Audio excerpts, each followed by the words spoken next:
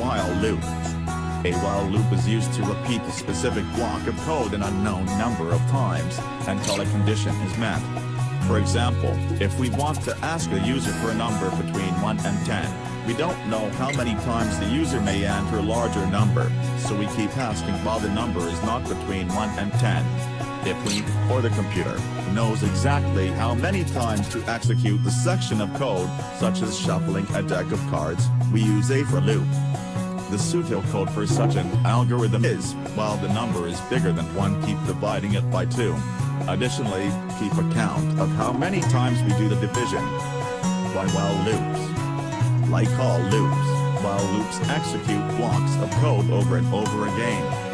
The advantage to a while loop is that it will go, repeat, as often as necessary to accomplish its goal. Generic syntax. Infinite loops. If the action inside loop does not modify the variables being tested in the loop's condition, the loop will run forever. For example, syntax. The syntax of a while loop in C programming language is while condition statements.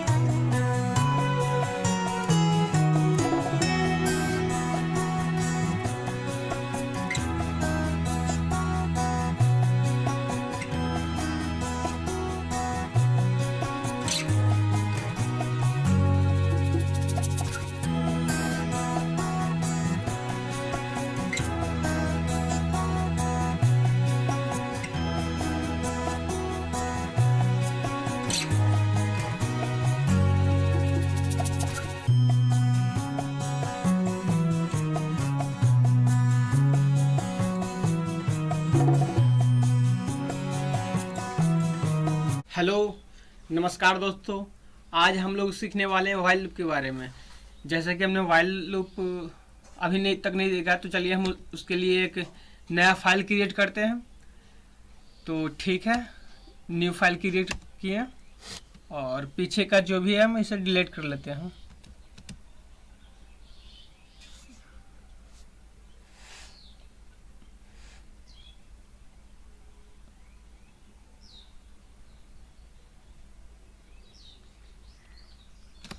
तो ठीक है दोस्तों, अब हम सीखते हैं while loop के बारे में। तो सबसे पहले हम एक हेडर फाइल लिखेंगे। सबसे पहले हैश, हम एक कमेंट लिख देते हैं किस चीज़ के बारे में पढ़ रहे हैं।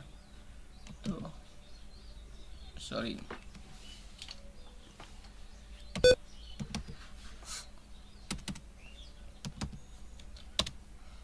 While loop.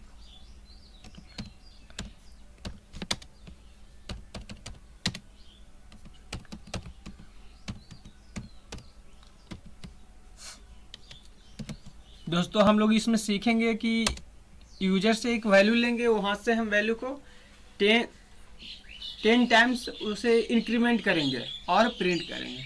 तो सबसे पहले हम हेडर फाइल लिखेंगे, hash include studio.h, hash include conio.h, void main। ये मेरा मेन ब्लॉक हो गया। अब मेन ब्लॉक किसका बनाएंगे, मेन फंक्शन हो गया, मेन ब्लॉक बना दिए। अब मेन ब्लॉक के अंदर हमें लिखना है कोड। तो सबसे पहले लोकल वेरिएबल डिक्लेयर करते हैं। तो यहाँ पे हम कमेंट लिख देते हैं, local variable declaration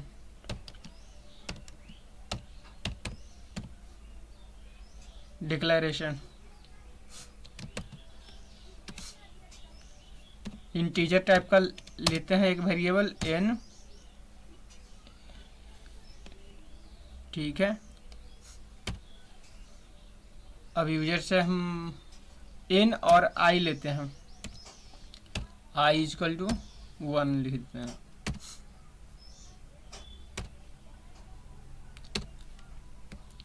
printf function लिखते हैं,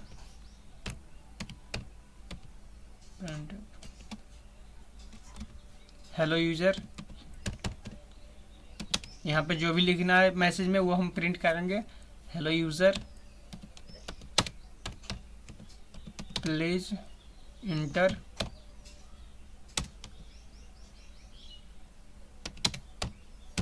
द इनिशियल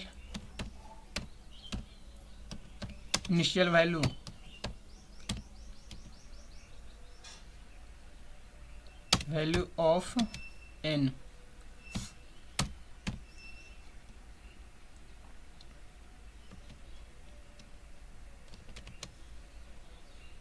डबल कोट्स बंद ब्रैकेट सेमीकोलन। स्कैनएफ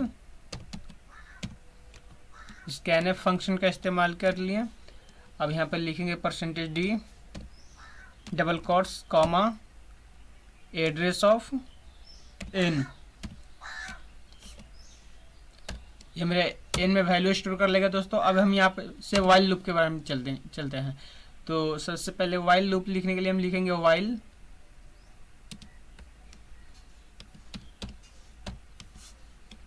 कंडीशन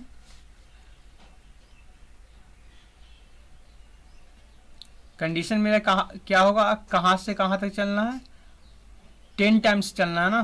तो 10 टाइम्स हम एक्चुअली दो तरह से लिख सकते हैं। तो सबसे पहला तरीका ये है कि हम n से ही 10 टाइम्स इंक्रीमेंट कर दें।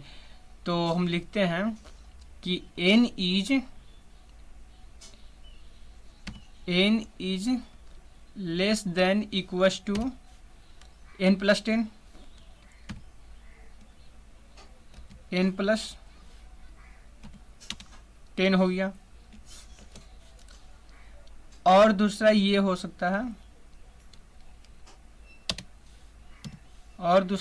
सकता है कि while I is less than equals to 10,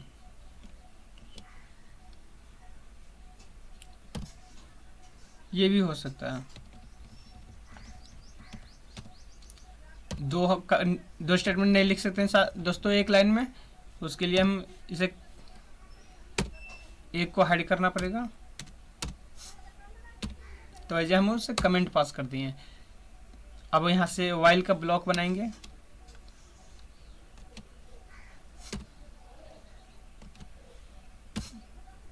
इसमें स्टेटमेंट लिखेंगे, प्रिंट हम n को n equal to n plus 1 हम कर दिए, n equal to n plus 1। दोस्तों अगर हम ये हाँ ठीक है n equal to n plus 1 अगर ऐसे करेंगे दोस्तों तो एक चीज़ गड़बड़ होगा, ये इनफाइनाइट लूप चल जाएगा। और जब इनफाइनाइट चलेगा तो फिर आप सोच सकते हैं इसका ये कभी टर्मिनेट नहीं होगा।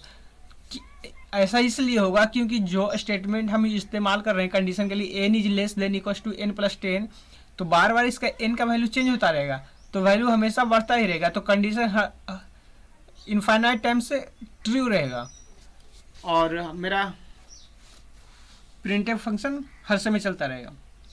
तो इसके लिए हम एक स्पेसिफिक टास्क को करने के लिए हम इस आई को हम इस्तेमाल कर लेते हैं, n को नहीं बल्कि आई को इस्तेमाल कर लेते हैं यहाँ पे।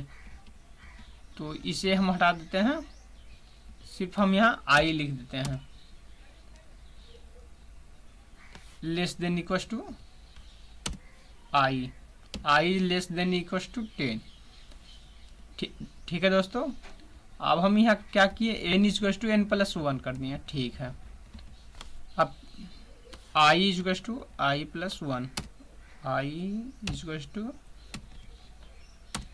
i प्लस 1 और हम n को भी वही करेंगे, n equal to n plus 1। Printf कर दे। अब यहाँ पर हम एक प्रिंटफ फंक्शन लिख देते हैं।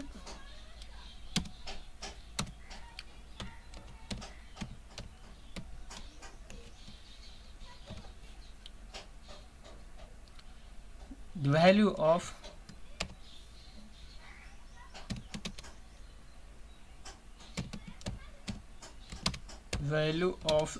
n, the value of n is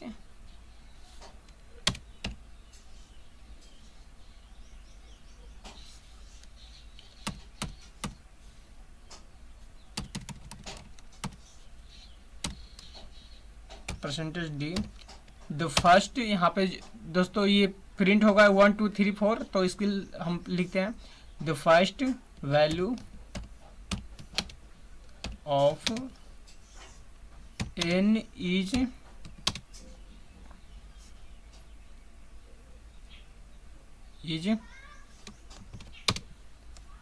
%d double quotes comma, first में हम आई को प्रिंट कर देते हैं एंड सेकेंड में हम एन को प्रिंट कर देते हैं। दोस्तों एक गलती हम और की कि यहाँ पे हम शुरू में पहले ही आई को हम इंक्रीमेंट कर दिए हैं, इसे हमें नीचे करना है। दोस्तों फॉर लूप में हम सीधा एक ही लाइन में सब लिख देते थे, पर वाइल लूप में हमें उसके बॉडी के अंदर लिखना पड़ता है। ये भी एक वाइल लूप का फ़ायदा है, या कह लीजिए इसका डिसएडवांटेज है। तो हम लिखते हैं कि I equal to I plus 1।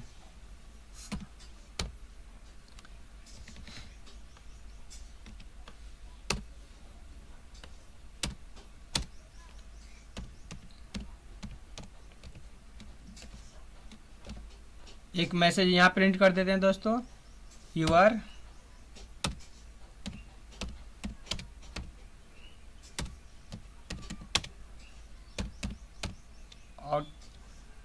Out from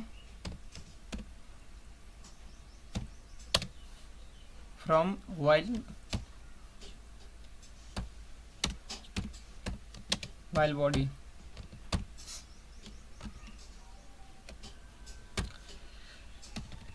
दोस्तों हम यहाँ पे /n का इस्तेमाल कर लेंगे, क्योंकि नहीं तो सारा जितना भी हम लिखे हैं सब एक ही लाइन में प्रिंट होगा /n से, और इसके लिए हम /t भी इस्तेमाल कर लेते हैं।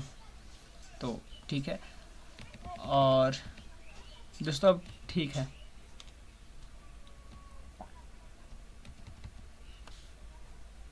/n अब यहाँ पे हम क्लियर स्क्रीन का इस्तेमाल कर लेते हैं।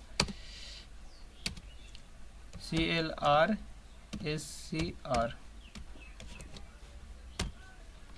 जैसे क्लियर स्क्रीन का हम इस्तेमाल करते हैं स्क्रीन को क्लियर करने के लिए। यहाँ पे हम गेट ch फंक्शन का इस्तेमाल कर लेते हैं। अब प्रोग्राम को हम कंपाइल करते हैं Alt F9 से। दोस्तों ना कोई वार्निंग है और ना कोई एरर, मेरा प्रोग्राम जो बना है ठीक बना है। अब इसे हम कंपाइल रन करते हैं Ctrl F9 से। तो बोल रहा है यूजर, बोल रहा है hello user please enter the initial value of n। बोल रहा है n का वो वैल्यू इनिशियलाइज दीजिए जहाँ से ये 10 वैल्यू इंक्रीमेंट करेगा। तो हम इसे 55 दिए। दोस्तों यहाँ चलना चाहिए 65 तक प्रिंट करना चाहिए। तो देखते हैं क्या प्रिंट होता है। तो यहाँ पे जो है 10 वैल्यू में 55 को भी काउंट कर लिया एक्चुअल में, ये 55 को भी काउंट कर लिया है। तो 55 को काउंट ना करे इसके लिए हमें क्या कंडीशन करना पड़ेगा कि आई n इक्वल टू जो n+1 हम लिखे हैं उसे बाद में लिखना, उसे पहले ही लिखना पड़ेगा। तो ठीक है, वैसे हम लोग दिखते हैं, वैसे हम लोग जोड़ते हैं क्या 55 + 10 = 65। तो उसके लिए हम यहाँ पर सिर्फ कर देंगे यहाँ जो n=n+1 हम लिखे हैं, इसे हम सिर्फ पहले लिख देंगे।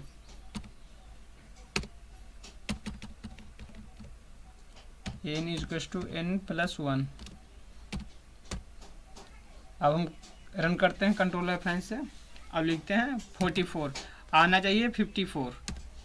दोस्तों अब हम ठीक है 45, 46, 47, 48, 49, 50, 51, 52, 53, 54. You are out from the while loop. The first value of n is 45 and second value of n is 46। दोस्तों ये 10 टाइम्स इंक्रीमेंट हुआ है। तो आज का प्रोग्राम इतना ही दोस्तों, थैंक यू, देखते रहिए। और हाँ, जिन्हें समझ में नहीं आ रहा है वो कृपया करके शुरू से मेरा वीडियो देखें, इसमें सारे कुछ हम बताते गए हैं, जो भी फंक्शन हम इस्तेमाल किए हैं, जो भी चीज़ हम प्रोग्राम में किए हैं, सारे कुछ डिक्लेयर किए हुए, सारे कुछ बताते गए हैं दोस्तों। तो ऐसा मत कहिएगा कि सर बताते नहीं हैं, आप शुरू से देखते जाइए। तो ठीक है। अब बाकी PDF दोस्तों, इसका लिंक डिस्क्रिप्शन में दिया हुआ है, जहाँ से आप इस प्रोग्राम का PDF डाउनलोड कर सकते हैं।